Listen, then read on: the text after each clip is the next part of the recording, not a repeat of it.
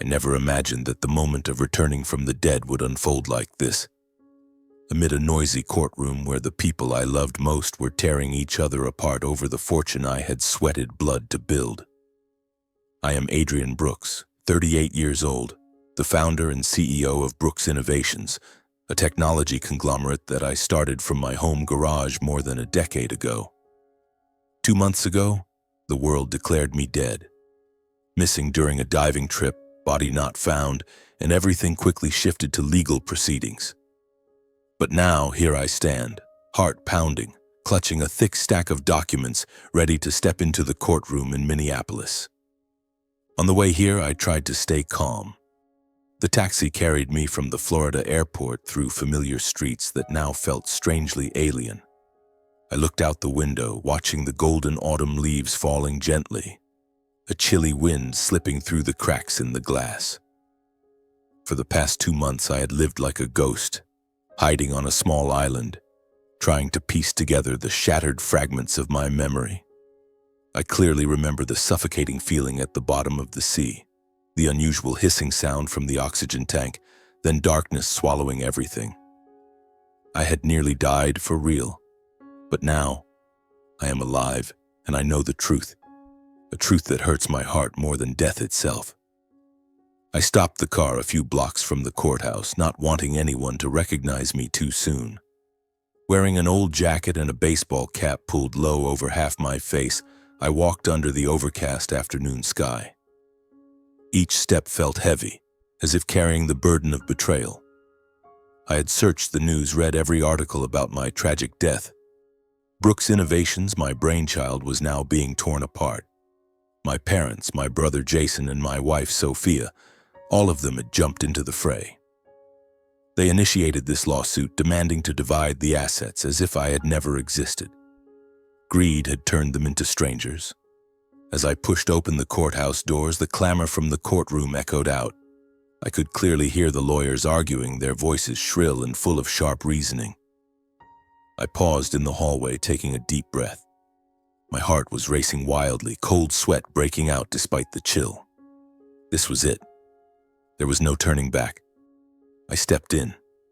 The door creaked lightly, but enough for a few heads to turn. The courtroom was packed. Reporters sat in the back rows, pens poised to scribble, cameras at the ready. My company's shareholders whispered among themselves, faces etched with worry. In the center, the judge sat solemnly behind a polished wooden bench, banging the gavel to maintain order. And there, the 3 disputing parties, my parents, my brother Jason, and my wife Sophia. They sat separately, each with their own lawyer, like sworn enemies. My parents' lawyer was standing, voice booming.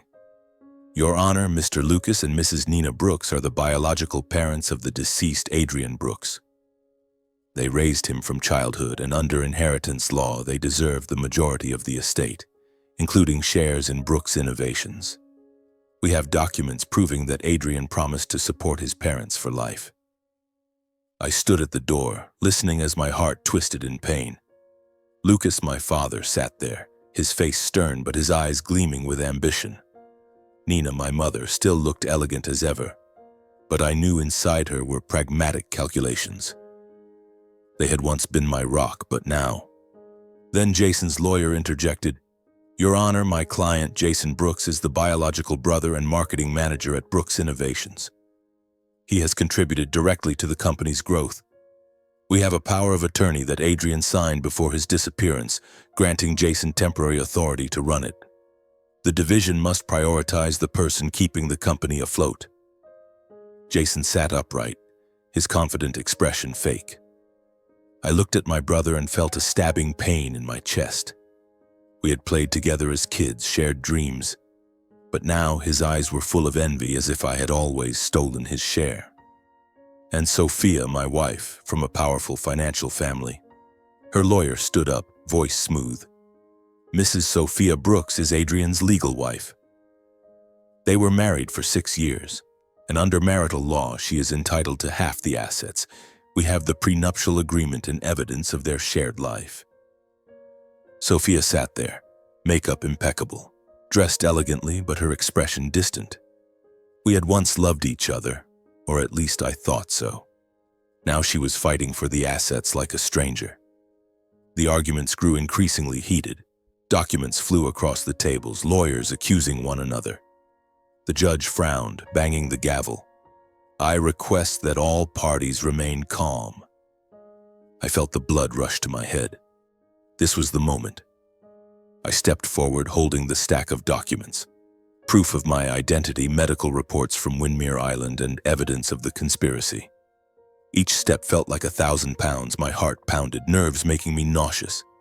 How would they react? Shock, joy, or fear? As I approached the judge's bench, a few people recognized me. A reporter whispered, "Wait, is that?" Then the murmurs spread. Someone stood up abruptly, chair scraping loudly. The entire room began to buzz. Reporters snapped photos frantically, flashes blinding. I stopped, voice calm but trembling. "Your Honor, I am Adrian Brooks. I am alive." The courtroom fell dead silent. The noise cut off abruptly as if someone had hit the mute button. Only the gasping breaths of a few people remained. The judge looked up, glasses sliding down his nose, mouth agape. The lawyers froze mid-sentence, documents clattering to the floor. I looked toward my family. My father, Lucas, face ashen, eyes wide in horror. He gripped the armrest tightly as if about to collapse. My mother, Nina, covered her mouth, tears welling up, not from joy but from fear. Jason, my brother, shot to his feet, face drained of color, stammering, "No, it can't be." And Sophia, my wife. She stared at me like seeing a ghost, hands trembling as she clutched her purse. Her eyes darted wildly, shifting from shock to panic. They knew. They knew I hadn't died in an accident. Their plot was exposed. I handed the stack of documents to the judge. "This is proof of my identity and some information about what really happened. I request that the court dismiss this case immediately." The judge flipped through them, voice shaking. Mr. Brooks, we need to verify this. The trial will be recessed momentarily." The courtroom erupted. Reporters rushed toward me, shouting, "Where have you been? How did you survive?" Shareholders whispered excitedly, a few clapping. But I only looked at my family. They sat there, frozen like statues. My heart ached, mixed with anger. I had returned, but not to forgive, to demand justice. The trial descended into chaos. Police were called to restore order. I stood there, feeling like I was in the eye of a storm. My heart still raced, nerves unrelenting. My father tried to stand, voice weak. "Adrian, son." But I turned away, not wanting to hear. My return was not the end. It was the beginning of the truth coming to light. Standing in the middle of the courtroom, surrounded by reporters and the chaotic clamor, memories of 2 months ago flooded back like a raging wave. I could never forget that fateful vacation, the trip that my father, Lucas Brooks, had insisted on organizing. He said it was to rekindle family bonds, but now, looking back, I realized it was merely a facade for far darker schemes. I, Adrian Brooks, had only hoped to spend some precious time with my loved ones before everything fell apart. 2 months earlier, we departed from Minneapolis on a private flight headed to the Caribbean. The newly developed island my father chose lay in a remote corner, with powdery white sand beaches and crystal-clear turquoise waters where luxury tourism was just beginning to sprout high-end resorts. My father, Lucas, 62 years old, had once been an ordinary postal worker. Now he lived entirely on the monthly allowance I provided. He no longer worked, but still liked to assert his role as head of the family. He had called me a few weeks prior, his voice brimming with excitement over the phone. "Adrian, son, it's been too long since the family got together. I've booked everything. A lavish trip, just us. This is our chance to bond." I agreed, though hesitation gnawed at me. Work at Brooks Innovations was overwhelming. New tech projects, endless meetings, and pressure from shareholders. But I thought, why not? At 38, I had succeeded with my company, but what about family? I hoped the trip would bring us closer, mend the cracks I increasingly sensed. I imagined evenings by the campfire, sharing old stories, laughing like we did in childhood. Oh, how naive I had been. When the plane touched down at the small island airport, the air already carried the scent of salty sea and tropical flowers. We were driven to the resort in jeeps along winding red dirt roads. My father sat in the front, grinning broadly, pointing out the scenery. "Look at that. Beautiful, isn't it? I picked this place because it's fresh, not yet spoiled by tourists." My mother, Nina Brooks, 58, sat beside him, smiling gently. She was always like that on the surface, warm, tactful, skilled at saying things that pleased others. She patted his shoulder. "You chose well, Lucas. The kids will love it." But I knew my mother. Beneath it all, she was pragmatic, always calculating. She tracked every expense, every relationship, as if life were a balance sheet. She had once advised me to marry for her family's influence, not love. My wife, Sophia Brooks, 31, sat next to me in the back. She came from a powerful finance family. Her father owned a major investment fund in New York. Sophia was always impeccable, from her high bun hairstyle to her light summer dress, exuding a distant aura I once found alluring. She held her phone, snapping a few photos of the ocean. "This trip will be perfect for social media. Everyone will see how perfect our family is." To Sophia, everything was about image, reinforcing status with friends and the press. We had married 6 years earlier, when I was still struggling with the startup. Back then, love seemed real, but now I felt the distance. She rarely touched me, rarely asked about work unless it involved money. And my brother, Jason Brooks, 33, sat in the very back, his face friendly as always. He worked as marketing manager at my company, a position I created to help him settle. On the surface, Jason was always joking, clapping me on the back. "Big bro, this trip is great. Thanks to Dad for setting it up." But his eyes always hid envy like a lurking shadow. The resort appeared before us. It felt like paradise. Sleek wooden beachfront villas, an infinity pool overlooking the ocean, and attentive staff. We had 5 days there, and the initial atmosphere was cheerful, but forced. The first days passed with activities, beach walks, massages, and a barbecue. One morning I woke early to jog along the shore, soft sand underfoot, waves lapping gently. Jason jogged after me. We talked about the company. "Bro, I think we could expand marketing. I've got good ideas." I nodded. "Sounds good, Jason. We'll discuss it when we're back." But he looked at me strangely, as if probing. That afternoon, I sat with Mom by the pool. She stroked my hair. "Son, I'm so proud of you. But don't forget your parents, okay?" Her words were warm, but they felt like a reminder about the allowance. Sophia was different. We strolled at sunset, hand in hand. "I'm glad for this trip," she said. "It helps me post with friends. They always ask about our family." I smiled. "I just want to spend time with you." But she gazed at the sea, distant. That night in our room, we were intimate, but something was missing. I held her, whispering, "Love, I promise to make more time for you." Sophia smiled, but her eyes didn't light up. Then came the final day, the day everything changed. We decided to join a scuba dive at a reef far offshore. It was an adventure, and I, the diving enthusiast since college, was the most excited. I suited up, checked the oxygen tank, everything normal. The local guide briefed us. "This area is beautiful, but watch the sharp coral." I jumped in first, cool water enveloping me. Beneath the surface, a different world. Colorful fish darting vibrant coral. I swam deeper, heart racing with thrill. Everything was peaceful until... About 20 minutes in, I felt short of breath. The air in the tank seemed thin. I checked the valve. It hissed abnormally, like it was clogged. My heart pounded faster. "What's happening?" I thought, trying to surface. But dizziness hit, limbs going numb. The water felt heavier, dragging me down. I signaled, but the boat was far. Consciousness faded, darkness closing in. My last thought was of my family.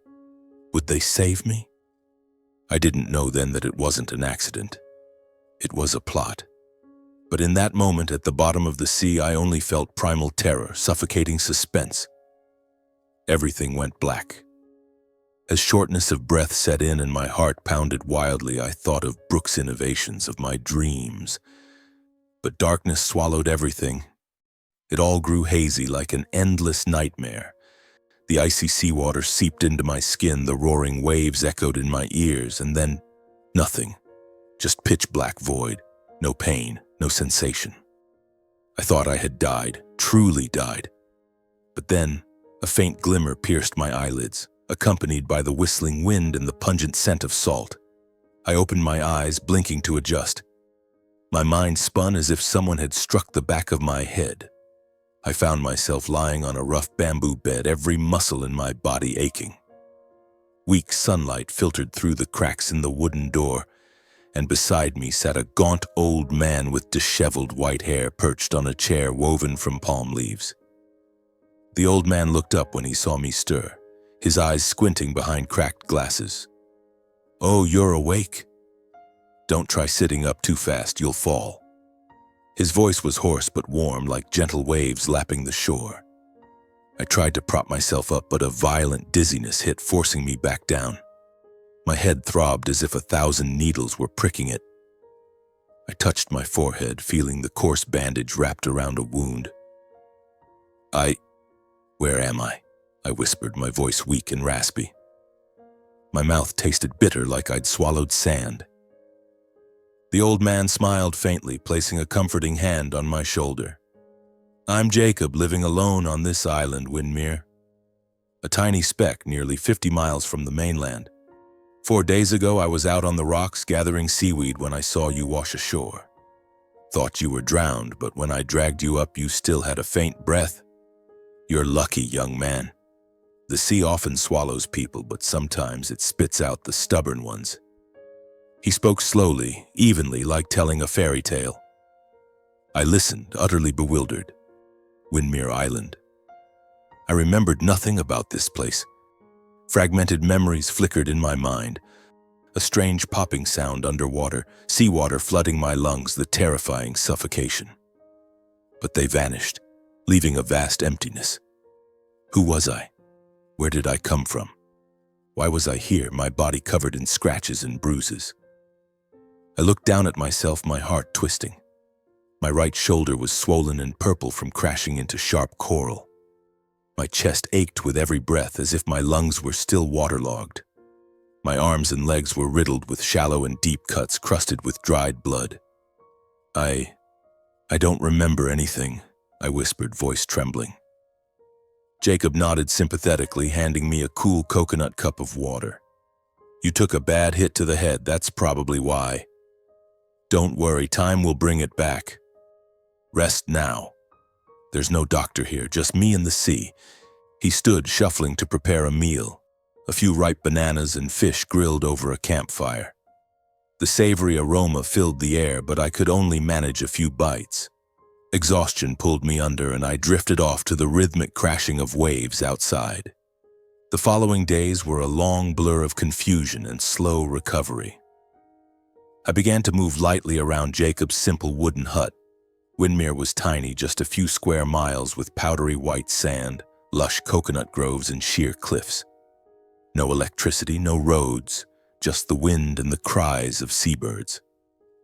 Jacob had lived here alone for decades after losing his wife and choosing to leave the noisy world behind. "I was a fisherman in Florida," he said one afternoon as we sat by the fire. "But life taught me that sometimes solitude is peace." I nodded, but my heart was restless.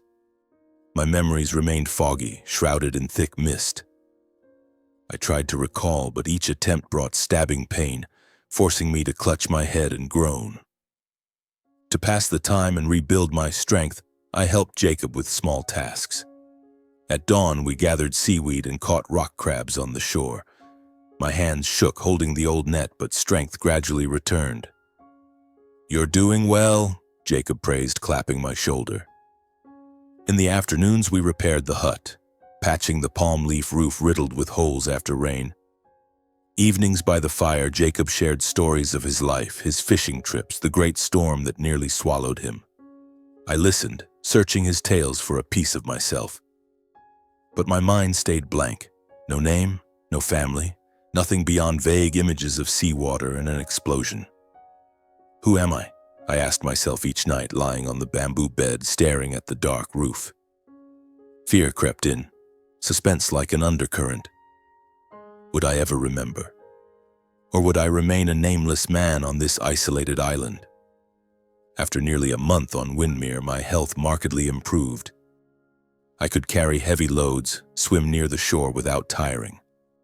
Life grew familiar, waking to wild roosters crowing, breakfast of fresh fruit, working with Jacob, and late afternoons watching the sunset paint the sea red. Jacob became a friend, a second father. He taught me about nature, patience. The sea teaches us that everything has its time, he said once while mending a net. I nodded, but my heart yearned to remember, to return to somewhere I couldn't name. Then one stormy afternoon, everything changed. Rain pounded the palm roof, wind howled through the cracks. We sat inside, Jacob turning on his old battery-powered radio, the rare item he'd brought from the mainland. Static crackled, then a warm male announcer's voice. Today's news from the U.S. successful entrepreneur Adrian Brooks, founder of Brooks Innovations, has been officially declared dead after over a month missing during a diving trip in the Caribbean. His family confirmed no body was found, but under the law, he is presumed dead by accident. A memorial service will be held tomorrow in Minneapolis, attended by shareholders and friends.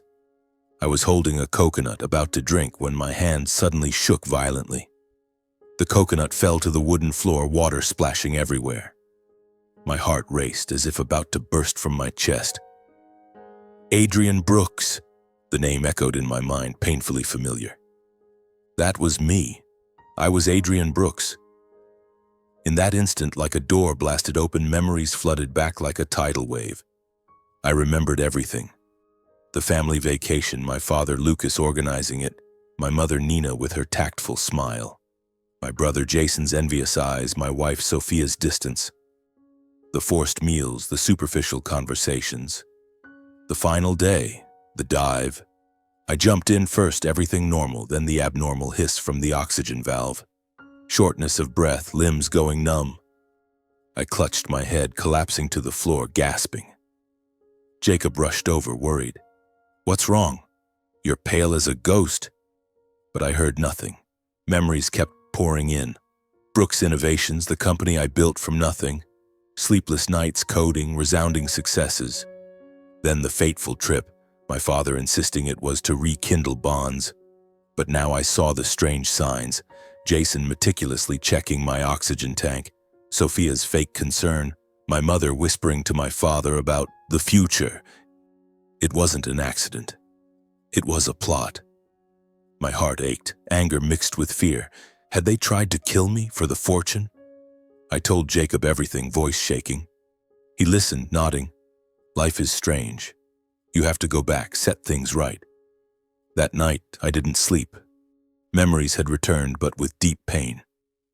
I recalled a happy childhood with my parents, playing with Jason, my wedding day with Sophia. But now it was all tainted with betrayal. Suspense surged. How would I face them? I had to return, but my heart was full of unease. Windermere was no longer a refuge. It was where I was reborn to confront the brutal truth. The next morning, as the sun rose from the sea horizon, I was resolute. I have to go, Jacob, I said, my voice firm despite my racing heart. The old man nodded, making no attempt to stop me. You're ready. But remember, the sea teaches patience. Don't rush, or you'll lose your way. We spent the day preparing. Jacob gave me the small boat he used for offshore fishing. An old wooden vessel, but sturdy. He packed food. Fresh coconuts, dried fish, and fresh water in plastic jugs. Head southeast. You'll reach the mainland in 2 days if the wind's favorable. I hugged him tightly, gratitude overflowing. You saved me twice, once from the sea, once from oblivion. Jacob smiled sadly. Go, Adrian. And if you need it, this island will always wait. The sea journey was another ordeal. I rowed under the blazing sun, skin tanning, hands blistering from the rough oars. The ocean stretched endlessly. Waves lapped gently at first, then the wind picked up, rocking the boat. My heart pounded each time I scanned the horizon. Would I reach Florida? Drifting through the nights, I lay curled under a starry sky, thoughts swirling. Memories of the dive haunted me. The hissing oxygen valve, the spreading numbness. Who did it? Jason with his envious eyes? Sophia always distant? Or my parents, once my anchors? Pain mixed with anger kept me awake. I just lay there, listening to the waves whisper like fate. You have to live, I told myself, to claim justice. After 3 days adrift, longer than planned due to headwinds, I spotted land. Florida's port emerged hazy through morning mist, with large ships anchored and horns blaring. My heart thundered as the boat docked. I slipped away quietly, avoiding attention. In Jacob's old clothes, bearded and unkempt, I looked like a wandering fisherman. I sold the boat to a dock owner for a pittance, just enough for a bus ticket and some food. I rented a small room in a Miami suburb, a cheap motel with peeling walls and a musty smell. Name? The landlady asked, eyeing me suspiciously. John Doe, I lied, paying cash. The cramped room had a hard bed, an old wooden table, and a rickety TV. But it was enough to start. I needed information. Without a laptop, I went to a nearby public internet cafe filled with homeless people and tourists. Sitting at a dusty screen, hands trembling, I typed, Adrian Brooks dead. News flooded in like a torrent. Headlines screamed, tech entrepreneur Adrian Brooks officially declared dead after diving accident. My smiling photo on front pages next to Brooks Innovations, the company I'd sweat blood to build from my home garage. My heart clenched reading on. The company is temporarily run by brother Jason Brooks, pending inheritance proceedings. Jason? My brother, always in my shadow, now in the CEO chair? I froze, gripping the mouse tightly. How? I dug deeper, scrolling financial articles. Jason Brooks presents power of attorney from his brother, court approved. He vows to maintain company growth. Power of attorney? I never signed anything like that. It had to be forged. Rage boiled, suspense surging as I pictured him in my office, signing checks, meeting shareholders. I searched my family next. My parents, Lucas and Nina, appeared in interviews. We're devastated, my father said on TV, voice falsely trembling. But another article. Brooks family pushes to sell Brooks Innovations shares to major investor. They were rushing to sell my company? The one I built from zero? From sleepless coding nights? From risky loans? I imagined Nina with her tactful smile whispering to my father, sell it for our retirement. Pain cut like a knife. I sat for hours but didn't cry. Instead, cold resolve. I needed proof. About Sophia, my wife. I typed, Sophia Brooks after husband's death. The results stunned me more. Photos of her at a New York Society gala just weeks after my death. Radiant smile, sparkling gown, no trace of grief. Sophia reemerges at charity event alongside investment fund CEO Marcus Hale. Marcus Hale? The tall, silver-haired man who partnered with my company, always eyeing Sophia hungrily. Photos of them arm in arm, laughing. My heart twisted. How long had she betrayed me? Or was she just waiting for me to die to be free? I remembered our wedding day, her whisper, "You're my everything." Now it felt like a cruel joke. Suspense and jealousy made me pace, breathing hard. I had to watch them. I bought a cheap prepaid phone and planned. I went to Orlando, hiding in a parked car blocks from a hotel. My heart raced seeing them arrive, my parents, Jason and Sophia. They entered a private meeting room with frosted glass. I sneaked in through the back, posing as housekeeping, pushing a linen cart. My heart nearly burst, cold sweat breaking out. I stopped outside the door, listening through the crack. My father's voice first. We need to agree. The company sells to Hale for $95 million. The money splits evenly. Jason cut in. Evenly? No way. I've done the most. I deserve the largest share. You two just sit and collect. How's that fair? Sophia sneered. And me? I'm the wife. By law, I get half. Don't forget Marcus can get a higher price. They argued, voices rising. My father slammed the table. No greed. If we don't agree, the court steps in, Jason shouted his grievances. Then he mentioned my accident. He was the one who sabotaged my oxygen tank. My parents and wife were behind it, all part of the plan. His words hit like lightning. Staged accident? They admitted it. My heart pounded wildly, fists clenched on the cart handle. They plotted to kill me. Sabotaged valve, Jason's doing with everyone's complicity. For the fortune. I backed away, rage and pain overwhelming. It wasn't an accident. It was a meticulous plot by those closest to me. Jason envied my position. Sophia wanted freedom and money. My parents craved security. I'd poured my life into Brooks Innovations, from the first garage idea to million-dollar deals. Now they tore it apart like beasts. But I wouldn't let them. Suspense peaked. I had to prepare, gather evidence, and make them pay. The following days in Orlando were a long string of solitude and calculation. I lived like a ghost, avoiding every gaze, venturing out only when necessary. I kept monitoring news about my family. Just days after that secret meeting, everything exploded. Headlines blared, Brooks family civil war, parents, brother, and wife sue each other over million-dollar estate. They dragged one another to court, like wolves tearing at the same carcass. My parents, Lucas and Nina, hired a lawyer to claim the lion's share based on blood ties. Jason emphasized his role as the natural successor in the company. Sophia, with her finance background, argued spousal rights. Reading the reports tore at my heart. The trial was scheduled in Minneapolis, my hometown, where Brooks Innovations was headquartered. The wait for the trial was the longest stretch of my life. I wandered familiar streets, gazing at the Brooks Innovations tower from afar. Glass gleaming in the sun, the logo I designed still glowing.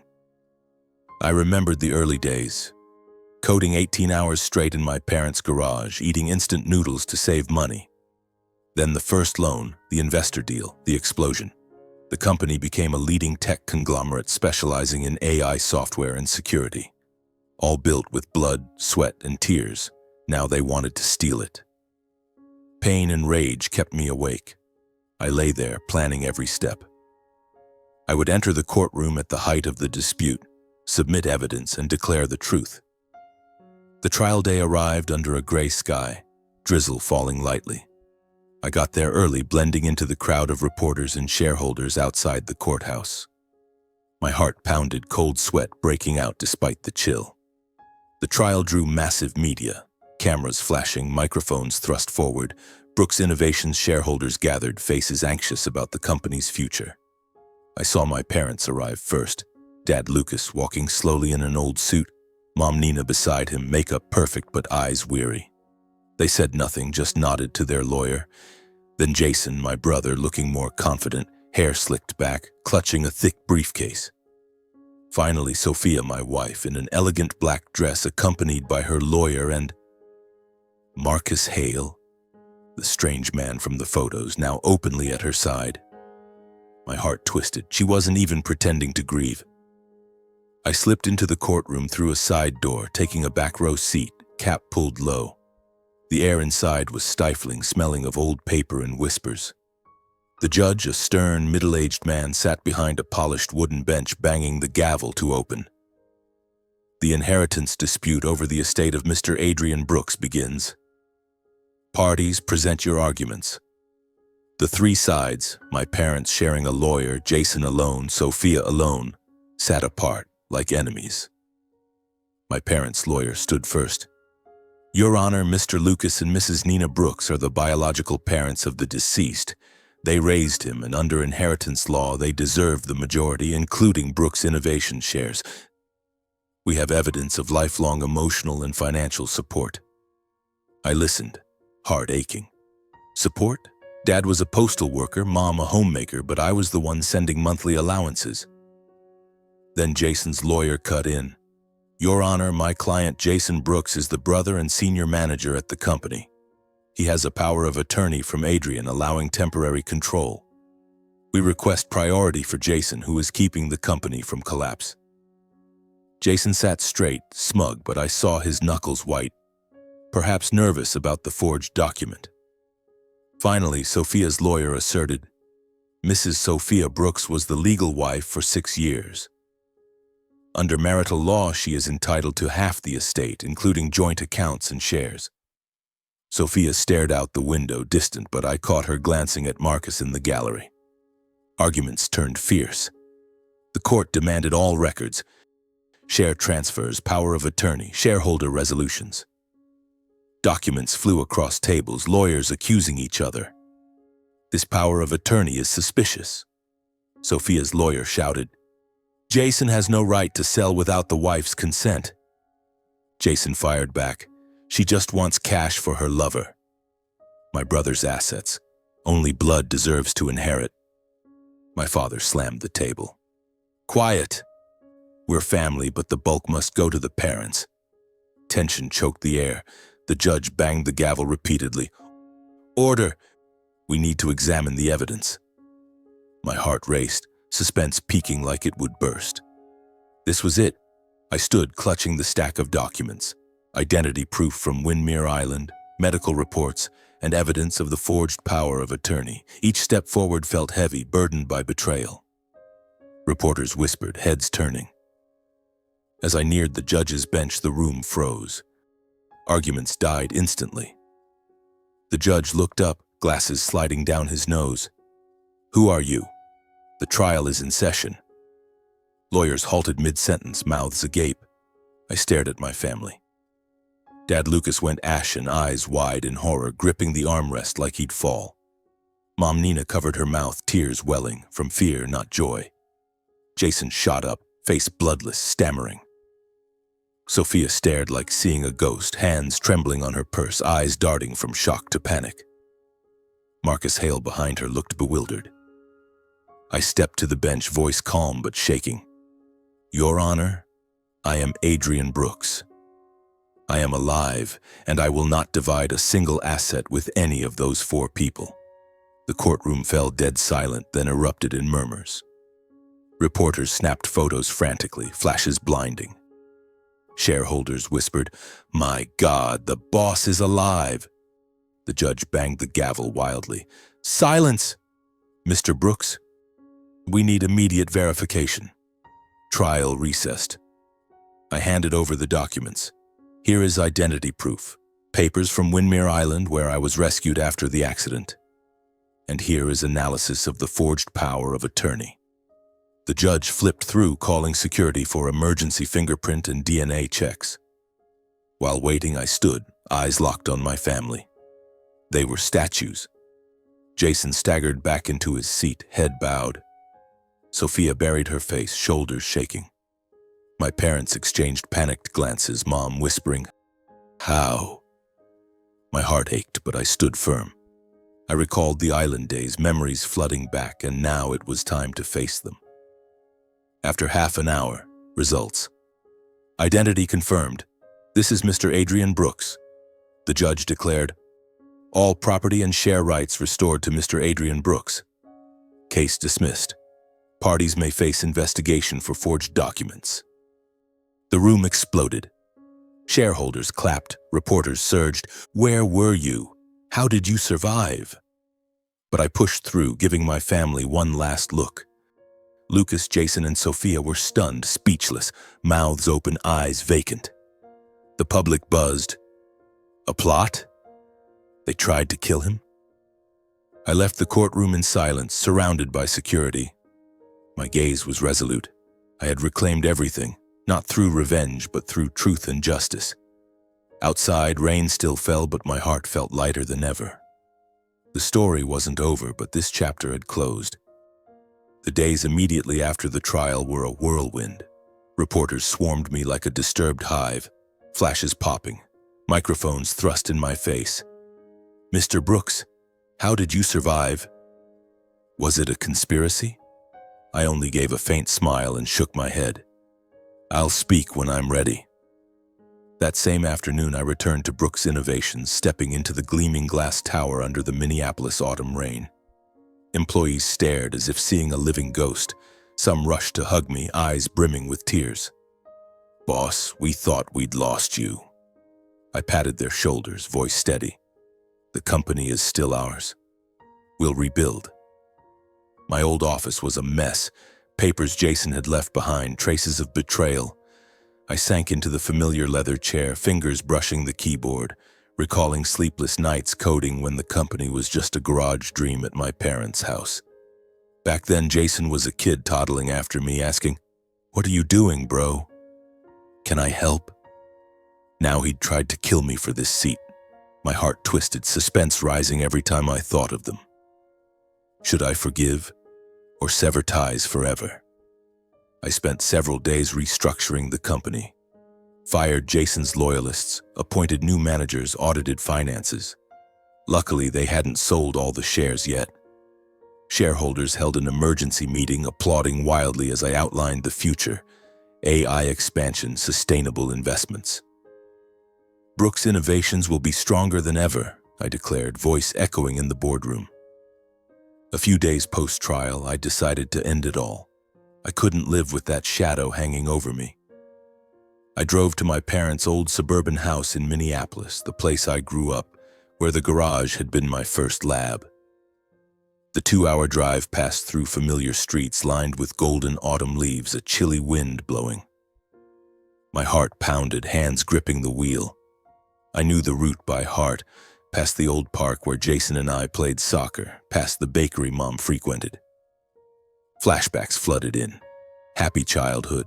Dad Lucas teaching me to fix a bike, laughing, "Son, you'll do great things." Mom Nina cooking dinner, fragrant, "Eat up so you can study hard."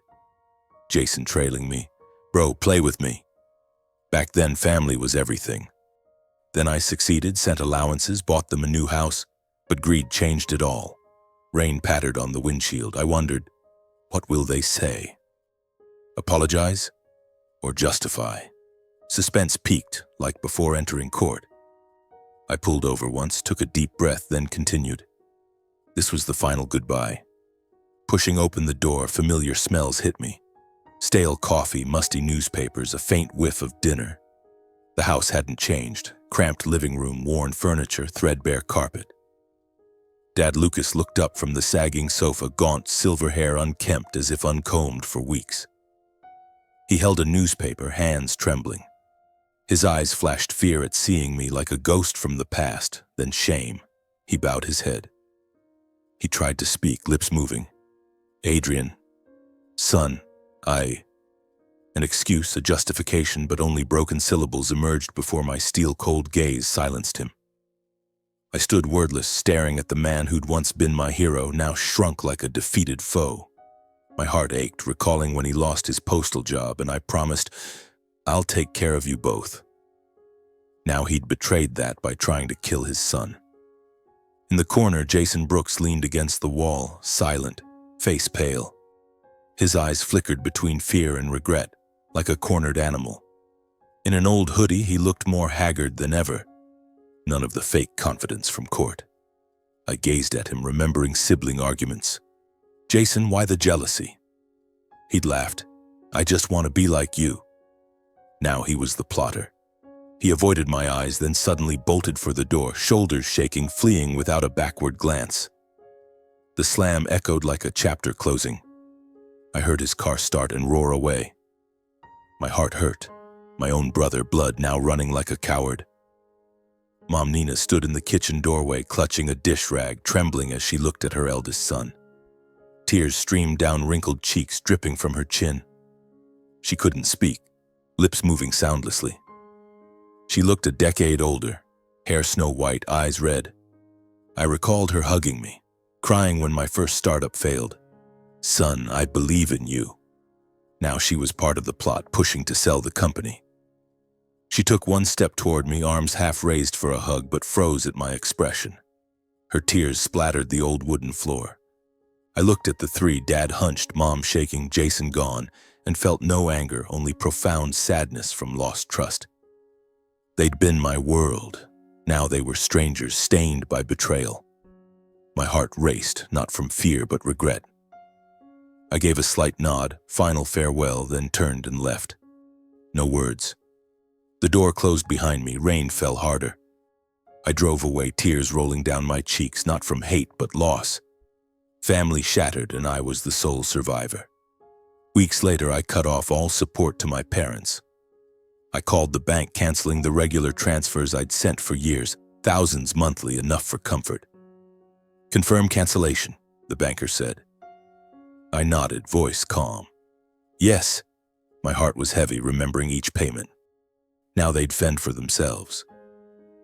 I heard they sold belongings, moved to a smaller apartment, struggled. Dad Lucas had heart issues, hospitalized, but never called. Mom Nina sent a handwritten letter to the office. I didn't open it, just filed it away like a sad memento.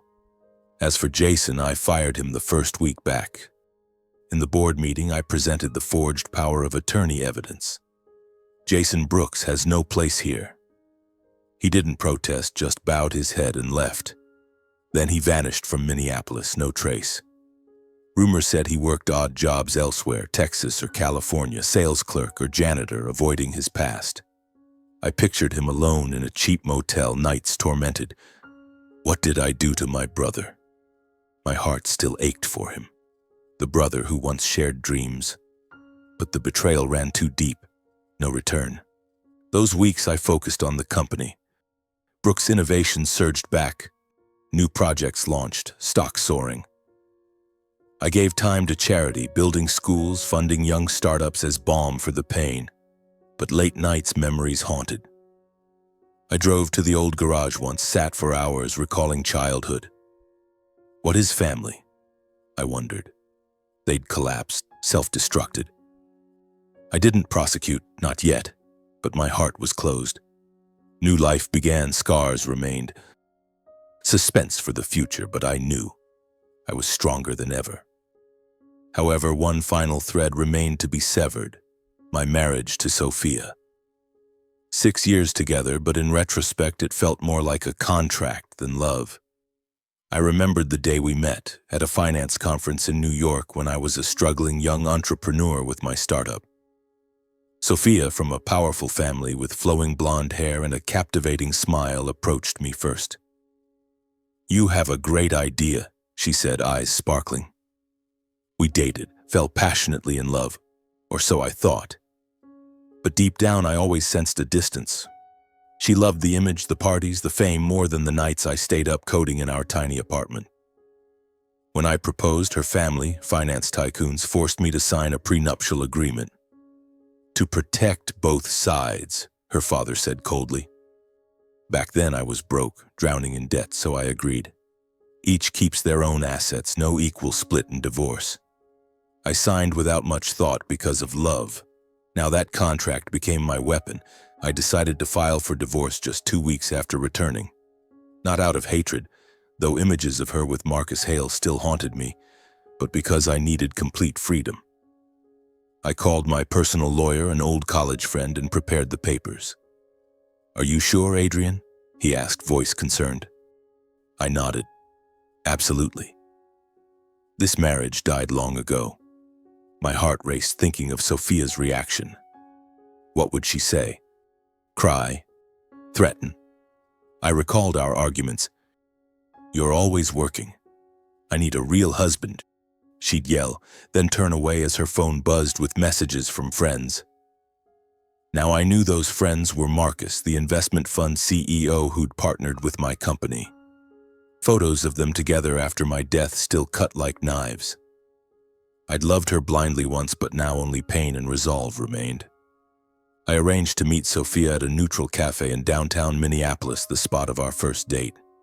The afternoon sky was gray, autumn chill seeping through the windows. She arrived late, impeccably made up as always, in a fitted black dress, but her eyes betrayed fatigue. Marcus wasn't with her. Perhaps she knew this was serious. We sat across from each other, the air heavy. I slid the divorce papers across the table. "Sophia, I'm filing for divorce. Here's your copy." She stared, then looked up, face flushing. "You're joking? After everything? You think you can just walk away?" Her voice was shrill with anger. I stayed silent, waiting. She sneered, smug. "If you divorce me, you'll lose half your assets. I'm your wife. By law. I'll take everything. The house, the stocks, all of it. You'll regret this, Adrian." Her threats were empty. I knew the truth. My heart beat faster, suspense mixed with exhilaration.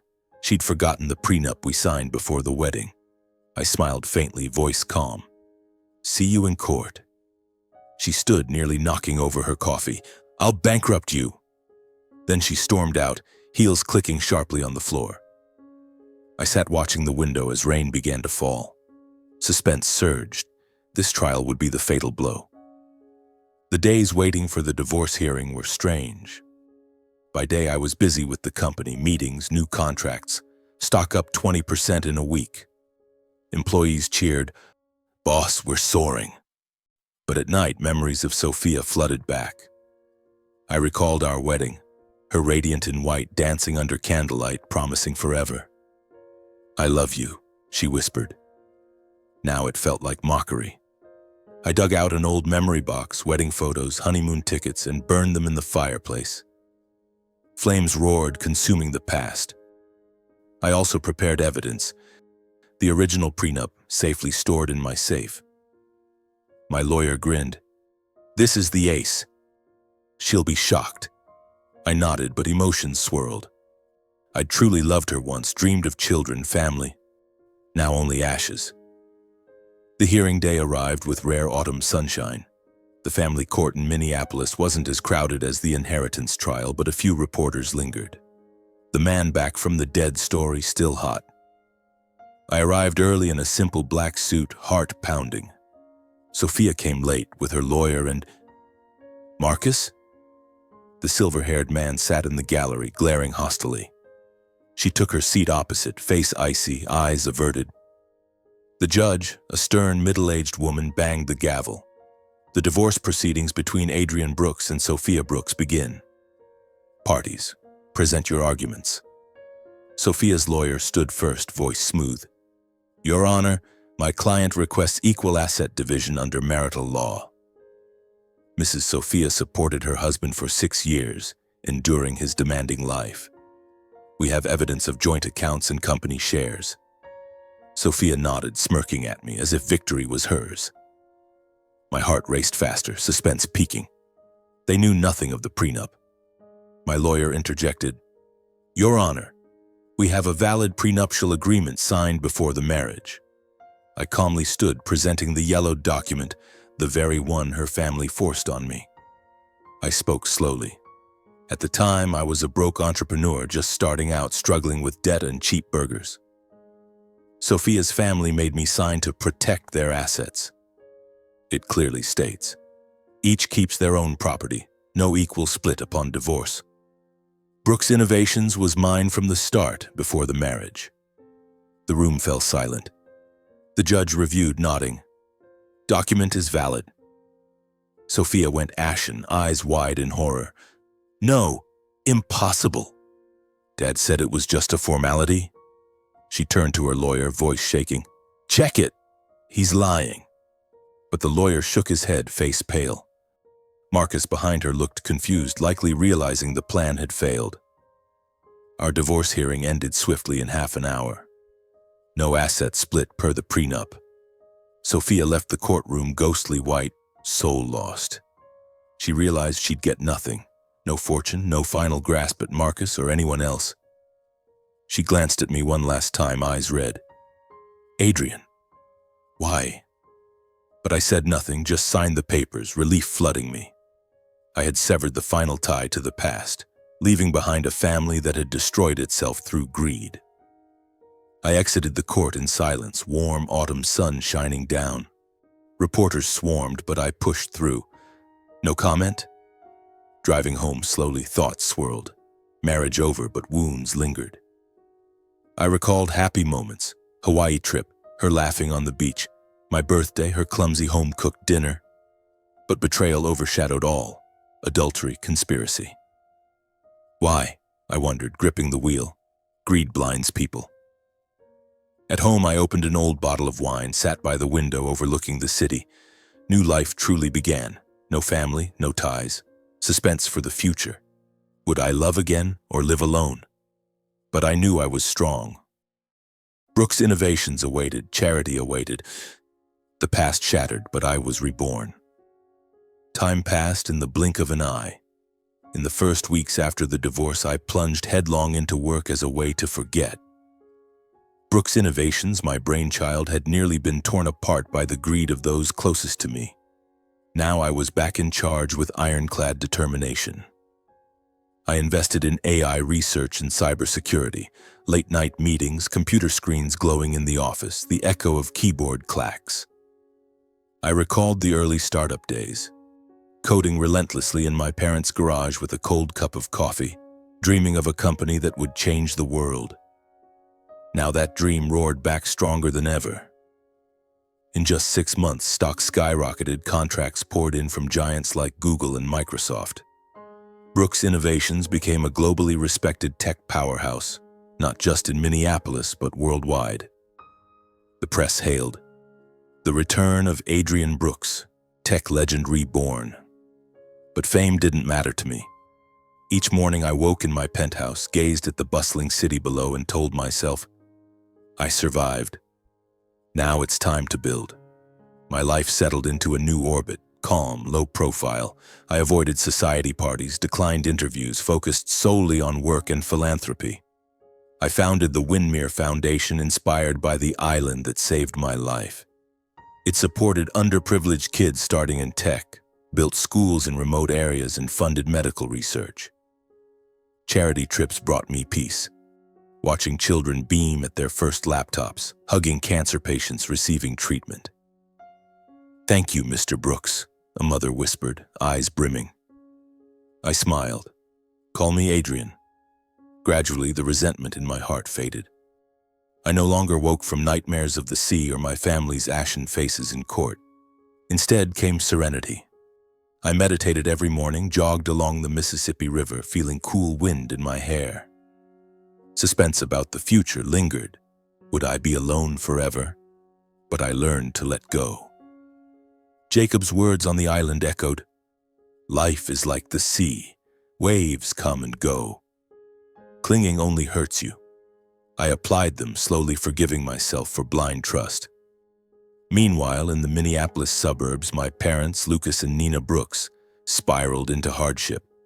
Without my monthly support, they faced harsh reality. The old house I'd bought them, the one whose garage birthed Brooks Innovations, was listed for a pittance. A relative told me they moved to a tiny apartment in a working-class neighborhood, walls peeling, roof leaking in the rain. Neighbors gossiped. The Brooks family, once rich thanks to their son, now dirt poor.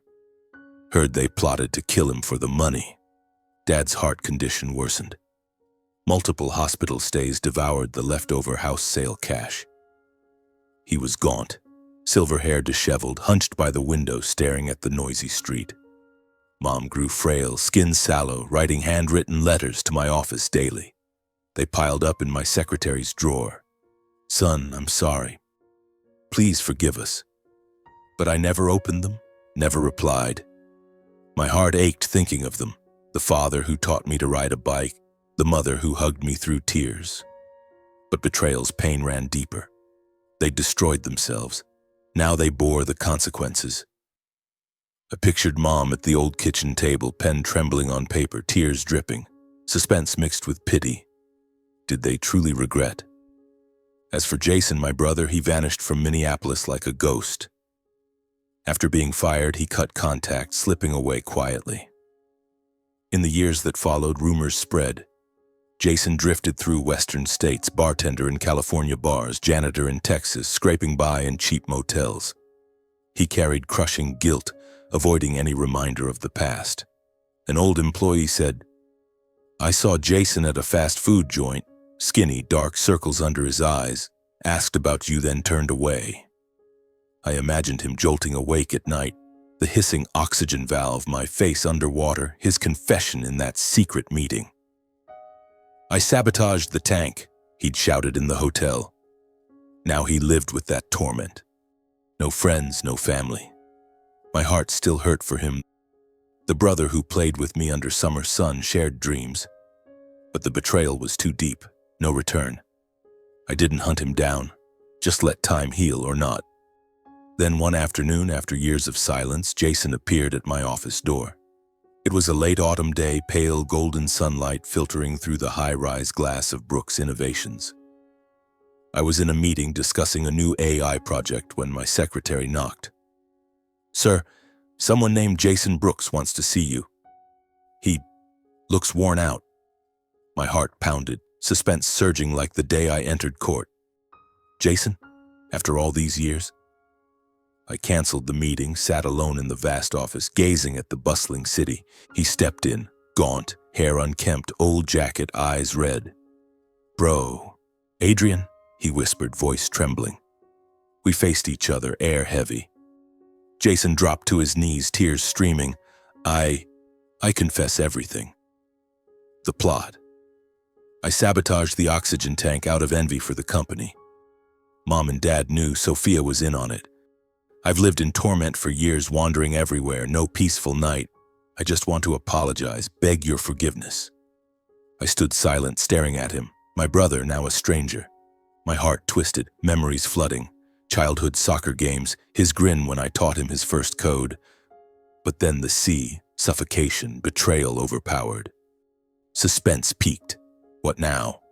Prosecute? Forgive? I took a deep breath, voice curt. "Little brother, I know it all. I heard everything in that Orlando meeting. But I don't want more investigation, don't want to push you, Mom, Dad, to the brink. Go. Live your life." Jason sobbed uncontrollably, shoulders shaking, tears splashing the floor. "Bro, why don't you hate me?" he choked. I turned away, watching sunset reflect in the glass, light fading like closing an old chapter. "Hate only hurts me more. Go, Jason." He stood, wiped his eyes, walked out without looking back. The door closed softly and he vanished again. I sat there for hours watching dusk fall, city lights flicker on. His belated confession changed nothing. The wounds remained, but it let me release completely. Family shattered, but I'd found peace. That night I dreamed of Windmere Island, Jacob smiling. You did right. The next morning I resumed work, charity, my new life. Suspense for what lay ahead, but I knew I was free. However, that freedom was not the end. It was the beginning of deeper reflections on my life.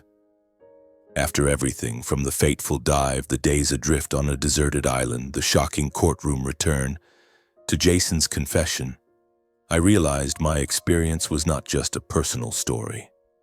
It was a life lesson, a message I wanted to share with the world. I was no longer a victim.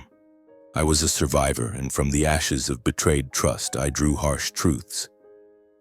Every night, sitting by my penthouse window, watching neon lights sparkle on the streets of Minneapolis, I asked myself, if I hadn't gone through that hell, who would I be? My heart still raced recalling it, but now that suspense carried strength, the strength to warn others. Let me share those lessons with you as I shared them with myself during lonely afternoons. The first lesson, and perhaps the most painful, is about trust. I once believed the closest people, family, spouse, siblings, were the strongest pillars. They know you best, love you most, and would never harm you. Oh, how wrong I was. The closest can sometimes be the most dangerous because they know your weaknesses, how to strike deepest without leaving a trace. Those nearest know too much, your habits, flaws, secrets, and can use them to stab you in the back. Suspense surges whenever I think of it. If I hadn't woken on Windmere Island, if Jacob hadn't saved me, my garage-built company would be theirs, and I'd be just a name on a tombstone.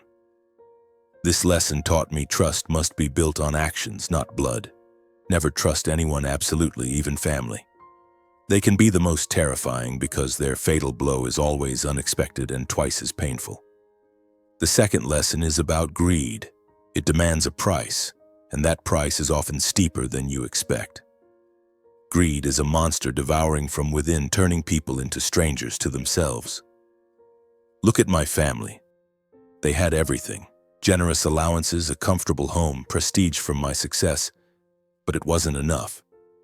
The Caribbean vacation, organized by my father to rekindle bonds, was a trap to seize Brooks' innovations. Jason wanted the CEO seat. Sophia wanted freedom and money for Marcus. My parents wanted the bulk for retirement. They plotted meticulously. Jason tampered with the oxygen tank during equipment checks. Sophia lured me into the risky dive. My parents whispered support. "We must agree on the split," they argued in that secret Orlando meeting I overheard. Greed blinded them, thinking my death would bring riches. But the cost? My parents now scrape by in a rundown apartment, enduring neighbors' gossip. The Brooks family, once rich from their son, now destitute from greed. Dad's heart disease worsened. Endless hospital stays draining the remnants of the house sale. Mom frail, sallow, writing begging letters I never answer. Jason drifts, living like a ghost, tormented nearly to suicide. He confessed, "I do manual labor, but every night I dream of you suffocating underwater." I recall Windmere Island, when memories returned via radio news. Adrian Brooks declared dead. That moment I realized their greed not only nearly killed me, but destroyed them. Brooks' innovations, built from a garage with sleepless nights, relentless coding, mounting debt, is now an empire. But they wanted to steal it without sweat. Greed cost them everything. Shattered family, tarnished reputation, inner torment. Suspense at that price. If they'd stopped, if greed hadn't overwhelmed, we might still be family. But no. Greed always demands more, ultimately devouring its master. This harsh lesson: don't let greed rule. It demands irreplaceable losses: health, relationships, soul. From these lessons, I draw advice for myself and anyone reading this story. First, be vigilant, not paranoid about everyone, but alert to signs. On that vacation, I noticed the forced atmosphere. Jason's envious glances, Sophia's distance, my parents' calculating whispers. But I ignored it, thinking family wouldn't harm family. Mistake. Listen to your gut. If the oxygen tank hisses oddly, if words don't match actions, stop. Vigilance isn't living in fear, but protecting yourself. I advise, thoroughly check anything involving safety or assets. Don't sign blindly, as I did with the prenup, without forethought. With loved ones, build trust gradually through actions, not empty words. Suspense in giving this advice. Life is full of surprises, but vigilance spares you hell like mine. But also forgive when possible. Forgiveness isn't forgetting, it's releasing to move on. I didn't prosecute my family despite evidence, because hate prolongs pain. When Jason confessed, sobbing, "I've been tormented for years," I stayed silent, then said, "I don't want to drive you to ruin." Forgiveness freed me. No more nightmares, no more fearful suspense, but forgive at the right time, when they truly regret and you're ready. Don't rush. It must come from the heart, as I learned from Jacob. The sea forgives storms but keeps the scars. This advice balances vigilance for safety, forgiveness for peace. I apply it daily. In business, vigilant with partners but forgiving small errors. In charity, helping without expecting return, releasing old grudges. These lessons and advice now guide me. Brooks Innovations thrives, but I live simply. Morning runs, reading by the fireplace, occasional flights to Florida to visit Jacob's grave. He passed 2 years ago, but his words echo. I wrote a book about my story, sharing the message. From death's door, not to accuse, but to warn. Readers write, "Your story made me vigilant with family." My heart warms, suspense at the impact. The future? Perhaps I'll love again, truly without ties. But now I savor freedom, alone but not lonely. Life taught me. Trust is fragile, greed dangerous, but vigilance and forgiveness are keys to survival. If you're reading, remember, the closest can be terrifying. Greed demands a price, but you always have a choice. Release and be reborn.